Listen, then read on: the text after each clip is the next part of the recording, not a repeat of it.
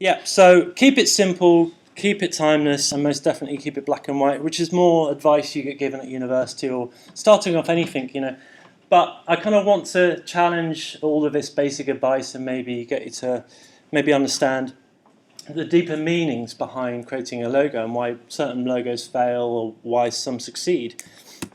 Again, what I want you to do, what I want to give you is a better perspective on the psychological of brands and logos. So here we go. Yeah.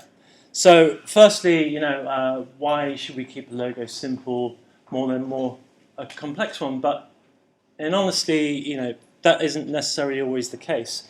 Things like Bacardi, for instance, they've been updating their logo throughout, but it keeps on getting away from the brand value of it being a bat, and it more looks like a mouse, sort of as it goes on.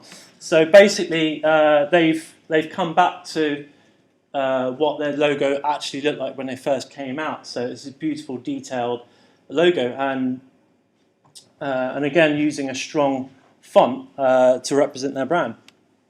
So again, that isn't always the case. But with timeless, why keep it timeless, or what does that even mean? So timeless is where a logo has been around forever, like Coca-Cola or even Gap in a certain sense. But timeless is where we tend to think of a logo as institutionalized, or it is there and we should take it for what it is. But sometimes, well, especially in this day and age, logos need to evolve. So Coca-Cola have done this. Actually, they just released a new logo, so they just worked on the fundamentals of their logo, and also they minimalized it on a lot of their packaging because we know the brand so well. But in certain cases, that updating a logo isn't the case. So if you look at the Gap, so I don't know if anyone ever saw they redesigned the Gap logo. Yeah, you didn't see it, did you? Because they spent all this money on designers to come up with a new logo. So that's the one that we reverted to, and that was the one they redesigned it to in 2011, which was, yeah, exactly, yeah. They spent so much money on redeveloping it, and that came out, and they put it on products, they put it in labels, put it on shops, signage, everything, only for it to crash and fail. And it's like they just didn't do their research. They just trust in the graphic designer. Do you ever see logos or brands and you think, wow, I wish I could have had that job? I would have done so much of a better job. However, they should have just stuck with what people know. And in certain cases, that Gap is recognizable, world-renowned. So in some cases, things like Coca-Cola, it needs to evolve. It needs to sort of reflect changing markets. But with certain brands like Gap, maybe they should have stuck with what they're used to. So keeping it timeless, yeah, it does work in certain aspects, but not in others. But things like Google, I'll talk about their sort of little brand in a bit, but Google are great for, they don't necessarily need to rebrand themselves because these are called Google Doodles. So you might see them every time you Google something, and it reflects the changing nature of the world or what's happening, and it kind of gives you a little insight of what's happening that day. That's kind of nice, but they're encouraging the public and designers around the world to actually update their logo. So that's a really sort of imaginative way for people to relate to their brand because it's constantly changing. But it always reverts back to what Google is, But again, like anything, this is like that timeless logo. But they've got away with the embellishment, the beveling, the drop shadow, and they've reverted back to this. But they have just updated it to look like this. So again, it divides opinion, because I like this logo because it kind of reminds me of the old print, the old font, and it relates to maybe like romance of information, of searching for things like newspapers and things like that. But they've updated it to be modern and reflect the nature of technology, maybe. But it ends up looking like fridge magnets, So yeah, it does. Yeah, and I'm not so keen, but like anything, it's thrown on us, and Google, one of the biggest, well, they probably are the biggest company in the world, so you end up just taking it in, like the eBay logo, when they got redesigned, the whole world threw a hissy fit because of the kerning between the letters, because they're touching. You mustn't have the letters touching, but that kind of followed a similar sort of visual guideline with different colours. But also with the G as well, so I knew, I realised that they'd updated their branding when I pulled out my phone and the icon was different, so it's a very direct way for people to update. And with not only is it static, but that they animated it as well. So again, this is almost like future sort of branding, future graphics, where a logo is actually animate. So with technologies, with iPads, with phones, with anything, you've got TV screens that basically replaced banners on the side of motorways because the technology is there and it's affordable. So why keep logos static, which kind of says one thing, when Google and other companies like Google are starting to animate their logo to represent the different technologies, to represent the different sort of fields they're in. So where, like the Google symbols or Siri, no, Siri's Apple. But things like Android as well, and the Google Chrome. But yeah, so it is worthwhile reflecting your logo based on your current climate and technology.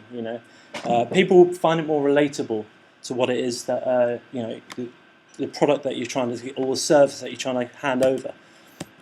But things like black and white logos, I always hear this. Do we still need to create black and white logos? Well, we don't, because again, that kind of that relates back to printing technology. But who uses paper anymore? It's all online. It's all digital.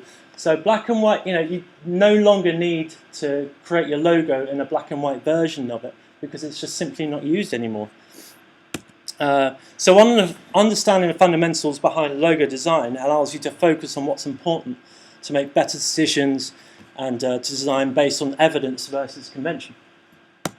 So your logo basically needs to be effective, and it needs to trigger 4 cognitive events.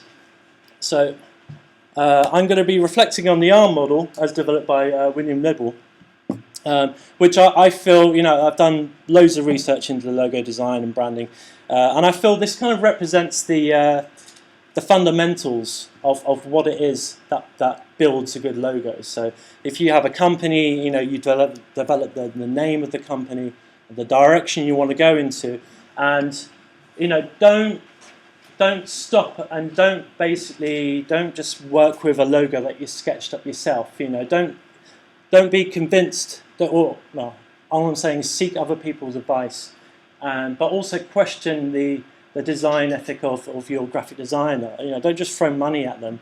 Really think about what it is that your logo or brand is representing your company. I think that's the point I want to sort of pull across later on. So the first part of the ARRM model, so the ARRM is an acronym. Actually, that should be ARRM. Sorry, my bad. I've been staring at this for so long. I hadn't actually noticed that I've written the ARRM model wrong. So it's ARRM. Okay. So imagine that being different. Ugh. So anyway, yeah. Again, stand-up comedian for an hour. So attention is the first part of the ARRM model. Okay. So I will go into these in depth. So the attention is an effective logo grabbed attention. Oh my God, yeah, it's that's the T. I'm a visual guy, I think we all can relate to that, right? I design websites with a coder, so I do all the beautiful visuals. I understand but spelling is not a forte. So you got response. Okay, so an effective logo elicits an appropriate emotional response. Okay. Then you've got meaning. Okay, so an effective logo expresses meaning, and you have memory. An effective logo is easily recognized and recalled. Okay, so you create your brand, your logo, and you have to sort of align it. You have to question yourself: is my logo representing my brand or my company? Okay, so you can get everything seamlessly right with your logo. You know, it's pretty, it's simple, it's timeless, but if you simply don't have, if it doesn't align to the ARRM model, I spelled it right there, then it won't be effective, okay? And you don't need to seek external advice for that. It's something that you can, question yourself, this is all about saving money, I guess. So basically, oops. So attention. If the word attention wasn't obvious enough, I kind of want to go into why that's kind of there. So, firstly, what colour can the human eye see more shades of? And I think I just kind of gave it away with that slide that popped up. But does anyone want to guess? Green. Yeah, so green.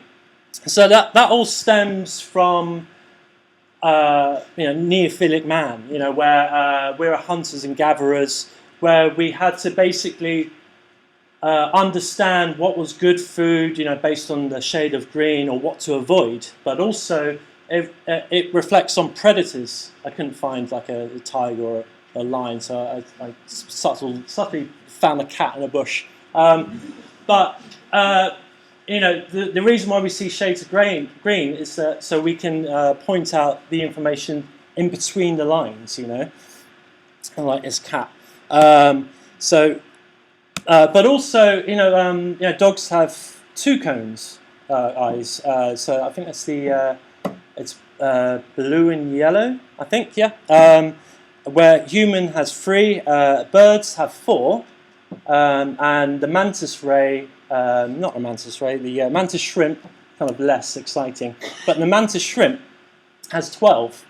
And that's because that they're deep in the sea and they need all the sensories they can get to actually survive. But all I'm trying to say is it's an evolutionary fact that we have RGB cones, and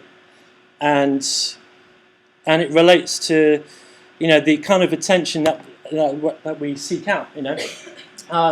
So there are 3 types of stimuli in regard to attention. So the first is novel stimuli. Okay, I know there's sort of grand titles, but I'm going to hopefully break these down for you so it's easy to understand. So anything that deviates from the normal grabs our attention. Okay, so create something new or unfamiliar. If it looks like a conventional logo uses similar words or symbols, it simply won't get noticed. Okay, so take the serpentine logo here. And it looks very different from any other gallery, and you instantly recognize it. And they use that a lot in their branding and their graphics and brochures by adding different visuals in where that green box is. And you've got the American Airlines logo, which I will relate to and talk about later on as well. But it's you compare that to any other sort of airline logo, and that will stand out. That will be the one that you remember. So then you've got supernormal stimuli. Okay, so exaggerating the thing which triggers an instinctive response. Okay, so again, that kind of that goes back to the primal instinct. Okay, and it's also like a fertility cue. So where men are attracted to women with hourglass figures traditionally, and women to men with triangular torsos, and also that are tall and good hair and speak eloquently and all of that. So where you see logos like LG and Amazon, so LG, there's a smiling face in there. So and where Amazon, we have that smile underneath, and again that's sort of used in where they just have the A and it almost forms a face, and that sort of relates to baby faces, where happy smiley faces, and it's something that you'll remember and something you'll relate to, and it reflects back to the brand being a happy brand, like LG, which means life is good, So again, it's a play on what the brand is, what the company is, and what it wants to reflect. Amazon wants you to have a great time. They want you to go back to them. They want you to know that you're dealing with a company that cares. Okay. Then you've got obscure stimuli, so the process of masking or breaking up a logo, requiring your brain to complete the picture.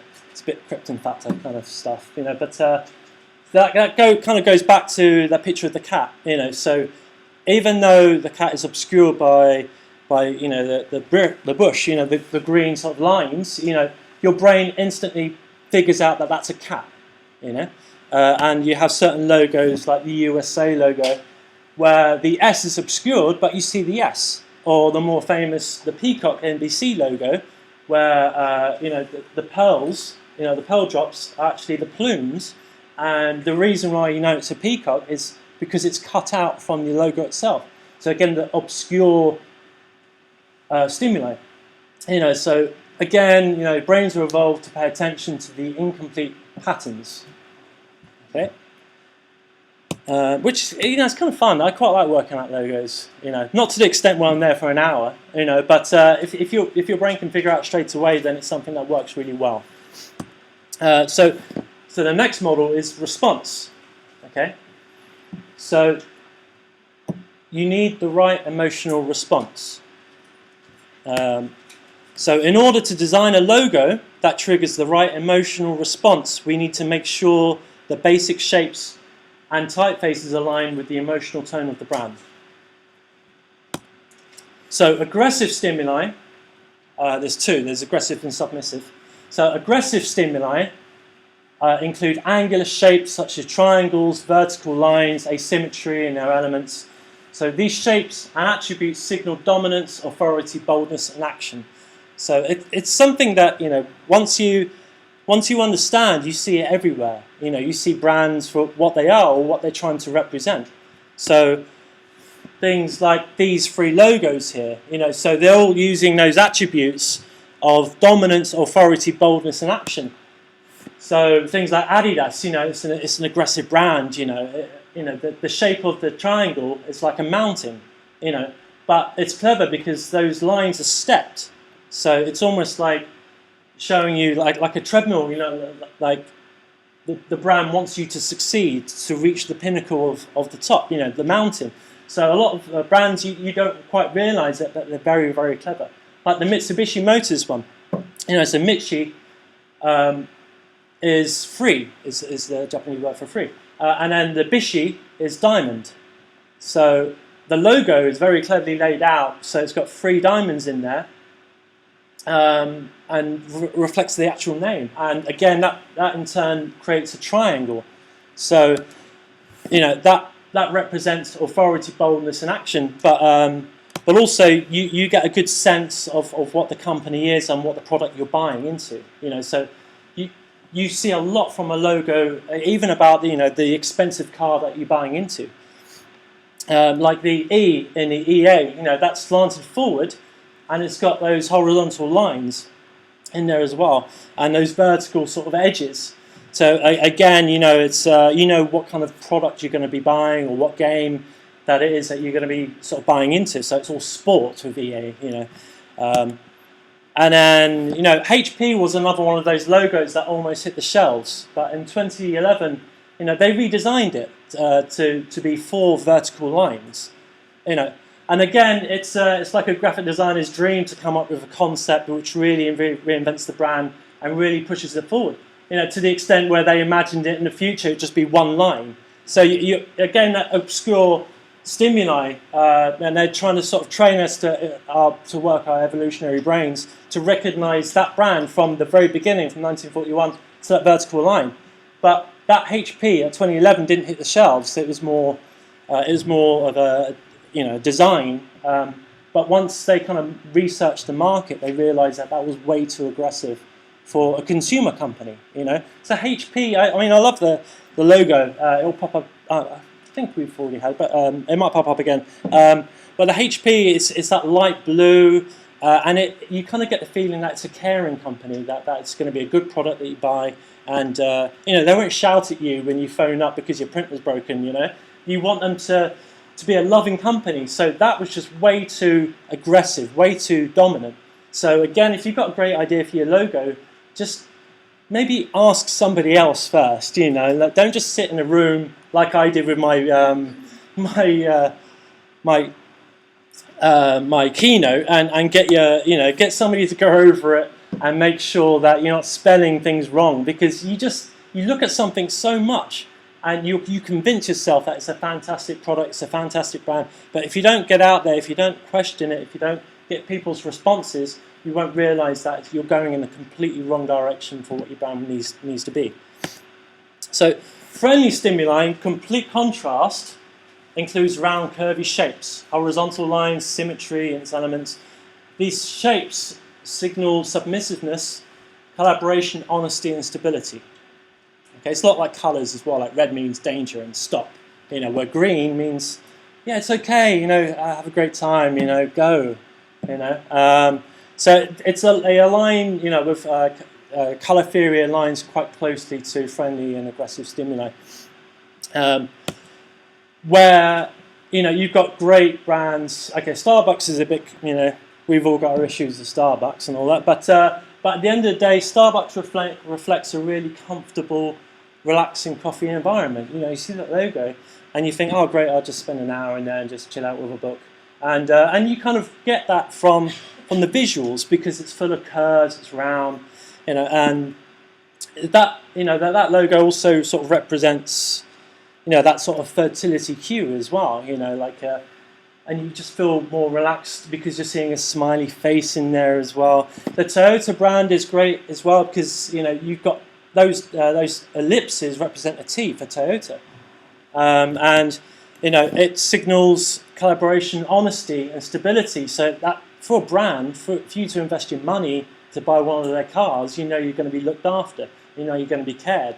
So logos represent more than just, you know, a mark on a sheet representing a company. It reflects the whole ethos of where your company is directed at and the kind of people that you want buying your product.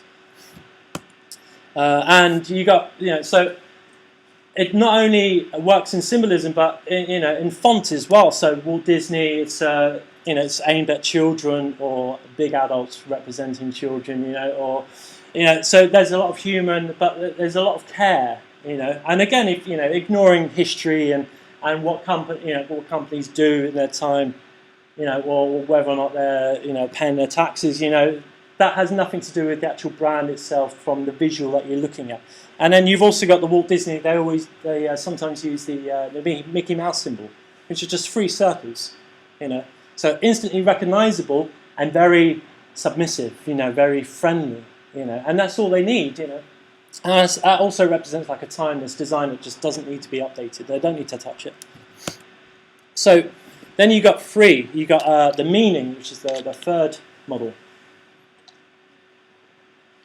So the key to making a logo that expresses meaning effectively is a process called propositional density. And again, I'll reflect it with some visuals. So propositional density is the amount of information conveyed per unit element in a design, and that's basically how many things you can pack in a logo with the fewest elements possible.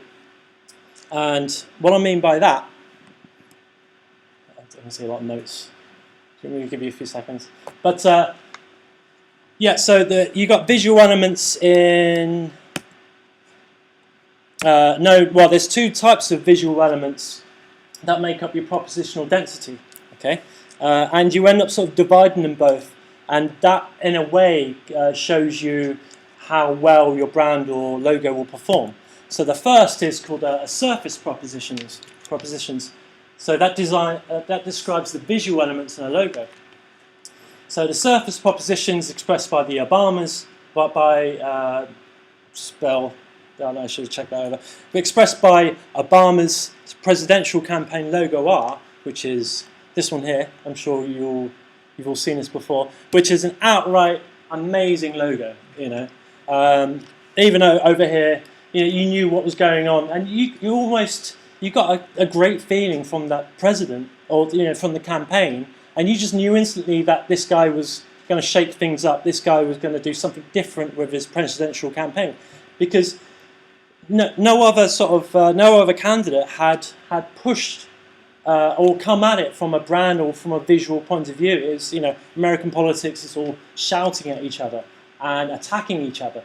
But Obama comes in from a completely different sort of point of view, and also he uses social media for the first time. And that's why he became so damn popular, because he used Twitter, because he used MySpace, because he used Facebook, and he got on people's phones. He got people talking. I hate the word trending, but it became a trending talk, the logo.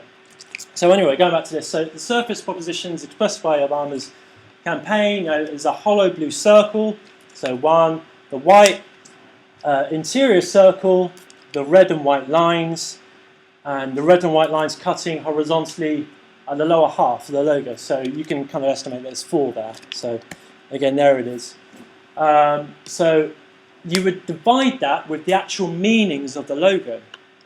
So, does anyone want to sort of shout out a few meanings behind that? Do you think you can sort of, which represents, like Obama, O for Obama, yeah? The American flag. Yeah, the American flag, yeah, which, so you got the colours in there, but you've got the stripes as well, which reflect that. You've got the blue for sort of a sky, you've got, a field, so which reflects the industry in America of what it is, like grains of, a field of grain, the sun coming up, which represents a new day, which represents new hope. And that was kind of his slogan, right? So I wonder, he probably got that from the logo, so a logo can be that powerful that it can express, the whole criteria of what it is that he wants to convey, So yeah, fantastic logos, loads of hidden meanings in there. So and also the circle represents unity as well, unity of the people, bringing everyone together, which he did as well. He unified the nation to become their president. Is anything else there? Patriotism as well, using those colours. America just like, like let's stick together. It better have the colours of the flag in there, otherwise I'm not voting. That kind of thing. Rising sun.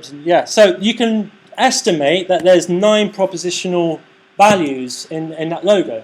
Okay, and that we're basing that on the 4 surface propositions that we can see. So there's a clear, so you kind of divide it, but there's a clear propositional density over 2.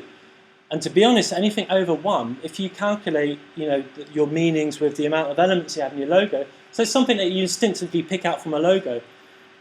And basically, anything over 1 is a damn good logo, So really, there's so much to think about with logos. It's kind of exciting. I'm a bit of a geek, but it's so much fun. It's so much fun, and that's kind of why you get into designing, because you kind of question yourself, growing up or even getting a degree in graphics, and you step out of your little world and you start seeing bad design everywhere, and you kind of wish you hadn't opened that door, because it affects everything, It's like, I guess it's like joining the police force or something, and you go out and you can't stop yourself from being angry from seeing somebody drop litter. You're institutionalized into being a graphic designer. But you also sort of make calculations about everything, so from seeing a spread in a magazine, or the kerning's wrong in that, or, the line break, or, they should have added a larger margin, or they used too many fonts in that brand, or whatever. And you kind of question everything, but that's what you should be doing. But not only, you don't have to be a graphic designer to notice all of this. You just have to sort of question the values and the visuals that you're trying to put together and represent. So your design goal is to have more deep propositions than surface propositions. So multiple meanings with few elements that align to brand values. Is that okay? Yeah. So the fourth element is memory. So your logo needs to be memorable, basically. But this is more when you get everything designed. And this is more where you tweak your logo towards the end. This is where you sort of play with what you're trying to convey. So In order to crank your logo up to the next level, there's 3 techniques that I want you to sort of consider when when designing your logo, or to question it, or more to tweak it. So one is the von Restroff effect, and again it gets a bit sort of geeky theory, but once you realise what these terms mean, then it'll become quite obvious. It's just they need to have a title, of the inventor, or, and then you've got mnemonic devices, and then you've got the concrete effect. Okay. So basically, the von Restroff effect. So this describes the phenomena that different items in a list or set are likely to be remembered than similar items. Okay, and putting it plainly, so basically you make sure your logo doesn't look like other logos in the brand category. Okay, so in order to be remembered. Okay. So, here's one sort of example, the Chili's logo. So not only does it use an image of a chili pepper, its horizontal orientation doubles an apostrophe, which then sets up the S at the end, so you read the logo from left to right. But if you're representing like a company producing chili paste or something like that, the really nuts and bolts of a logo of a brand. That logo would stand out outrageously different from any other logo that you come across, because it actually uses the chili, and it's very clever and it's memorable. Next to everything else which just has just the word Chili's or something like that, or you try to use an exciting font, or maybe use the font which represents the nation it comes from. So something like that, and you have to be brave to adopt a logo like that. You have to be brave to redesign the whole company based on a visual. And the second part is the mnemonic device effect, and I kept that Chili's logo up again for that, because the Chili's logo uses this device, which is called a feature name, and it bridges the gap to help you remember a word. So the chili represents a chili, and the S is more than, and here's a few others. So again, the mnemonic device, which you get the name straight away from the visual. Okay, like Target is obviously a target. Okay, so you know exactly what that is. Apple, you see that it's a memorable device. It reflects the brand, and you know instantly what it is. It's like that color orange. It's an orange. Basically, and the shell. You see that and you remember what it is, and you can pick that out a mile away from when in its brand category. And then there's a slightly different mnemonic device known as first letter. So I've gone back to the LG logo, where the L represents life, or life is good. The funny thing was, nobody ever knows what LG actually means, because everyone just assumes that LG is just LG. But you got LG in there. Oh, and that also sort of represents a face. They cleverly laid it out. So, and again, it's using multiple techniques to get you to remember this logo. It's a happy company. It's a company you want to invest in. You're going to be looked after. But also you can read what the company is from looking at the symbol. So LG. And that works. Oh, there's that HP logo, the happier one. So rather than the strike me down HP that they tried to redesign, they sort of kept it like that. And again, that whole color theory of being light blue is a kinder. It's a more approachable color, don't you think? McDonald's is probably one of the most instantly recognized logos in the world. That's because simply those golden arches is an M, and it's the first letter for the word. So you know it, you know what it is instantly. And then you've got Adobe as well, which uses an A in there, which describes the brand. Well, reflects on the brand name, I mean. And then you've got the concreteness effect. So the concrete nouns and images are processed and recalled more quickly and accurately than abstract nouns and images. And again, it might be just words, but once I show you a few visuals, you'll kind of understand what that means. So concrete nouns are words like dog, house, pencil, computer. They correspond to familiar physical objects. So you instantly think of something, right? Like you instantly recognize, you picture a pencil or you picture a dog when I say something like that. And that sort of reflects brands like Target, because you hear the word Target or you see the visual Target, and you instantly get that recognizable logo. And Red Bull, you've got 2 Red Bulls in there, and the American Airlines logo is now as well, because you see so many triggers in there, like it's an actual A, it's using, it's cut off, but you see an eagle in there, you see a wing, you see a plane, but again, you ultimately see an A in there. So then you've got abstract nouns, which are words like quality, loyalty, intelligence, and service. How do you describe that to someone? How do you have a logo and you go, yeah, that represents loyalty? You don't really picture a logo. You don't really. It's really hard to express something when it's so vague. So concrete nouns are better recalled and represented than abstract nouns for icons. So you got these two.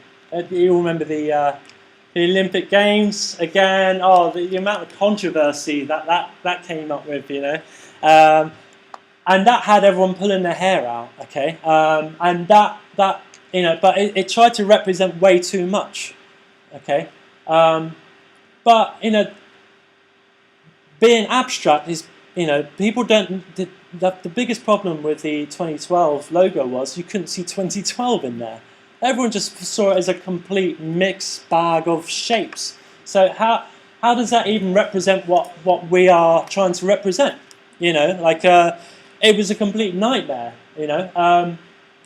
But being but we found it instantly recognizable because it was different. It stood out, okay, from everything else. And Logitech, what is that? Can anyone answer me? Does anyone know what that's trying to represent for the Logitech? Anyone? Like a what? Sorry. Yeah, moon and the sun. Yeah, or maybe a painter's palette or a hand. You all know what Logitech is, right? It's just a brand of mouse. They use other sort of devices as well. So maybe, yeah, speakers. Yeah, I don't know. I still don't know. Nobody knows. No, I don't think Logitech knows. But it's it's a brand which they stuck with, but it's so different, it's recognizable. So concrete nouns are better recalled, but sometimes abstract nouns, abstract logos are more recognizable. It's like scale, right? If something is so bad, it comes around and peaks again because it's so good. It's that classic sort of situation. What they lack, they make up in novelty. 5 minutes. Where did that hour go? So they make up a novelty. So they use the Van Rushdorf effect, which basically means that it's very different from everything else in that category. Okay. So basically, the Van Rushdorf effect is to make your logo appear different. Okay, putting it sort of bluntly. Mnemonic devices works with feature name and first letter. Okay, and the concreteness effect, which says the concrete things are more memorable than abstract things are. But again, it depends on that scale of the things being so bad it becomes good again. But how do you even, how you don't even know that. If it comes off the shelf, you're not going to get that feedback straight away, right? It's when it gets that legendary status where people go, okay, I'm accepting this because it's very different and it's recognizable. So, just to recap, A is for attention, so a good logo gets your attention. Okay. R is for response, so a good logo elicits an appropriate response for the brand. And then you got M for meaning, which is a good logo expresses multiple meanings that align with the brand. And then you got M is memory. A good logo is memorable. Okay, so it doesn't matter how long your brand has been around for, or how polished your new, well-produced, expensive logo might be, if it doesn't fit the ARRM model, then it simply won't be successful. Okay, and sort of going back to this, the American Airlines. So it grabs.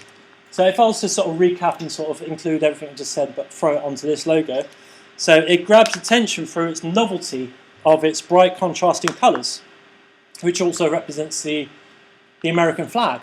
You know, being American Airlines. So there's so much in here. You know, so red, white, and blue representing American Airlines. You know, it's got obscure stimuli, having the eagle in there. You know, which represents flight. It's got the missing half of the A in there as well. Again, that sort of works with obscure stimuli because you picture half of the other half being an A. You know, it sets an emotional tone of dominance, authority, and credibility through the strength and through the angular shapes that it's conveying. You know, it's got sharp, vertical, and it's asymmetry as well. So this propositional density is very sort of high as well. You know, compared to the minimum area, because there's only really 3 elements in there. You've got the blue and the eagle and the red.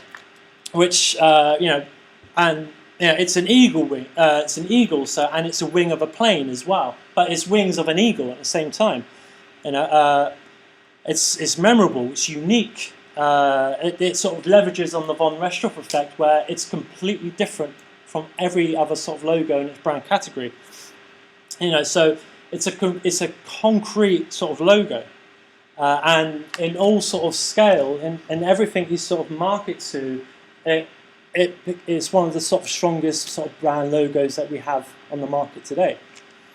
The eagle is not just something for the flight, but it's also the beak, most similar to the bald eagle, which is also American. Yeah. So it's double.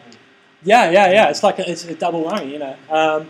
And again, it's a logo which represents absolute genius, much like the Obama logo, which is probably it's probably the greatest logo of all time, if I'm allowed to say that. Am I allowed to say that? Am I allowed to have that opinion? Anyone else agree with me? Oh, it is, because it says everything, and you don't even need to know about American politics to know that guy is gonna do something different with the world. You know. Then you look at other people like Donald Trump. I'm not even going to start talking about American crap, but I mean, you know. There's so much about a company or a brand that can be represented by a logo, okay? And it's just something that just sit down and think about. You don't need a graphic designer, you don't need a design agency. Don't throw money at the wall just because you feel like somebody's qualified to know better, you know? Just sit down and think about it yourself. You know, use that little model and just write lists and think about what it is that you want to include in your logo and what you want to represent, and then get a designer on board to help you sort of visualize that brand that you want. Is that cool? All right, cool, nice one.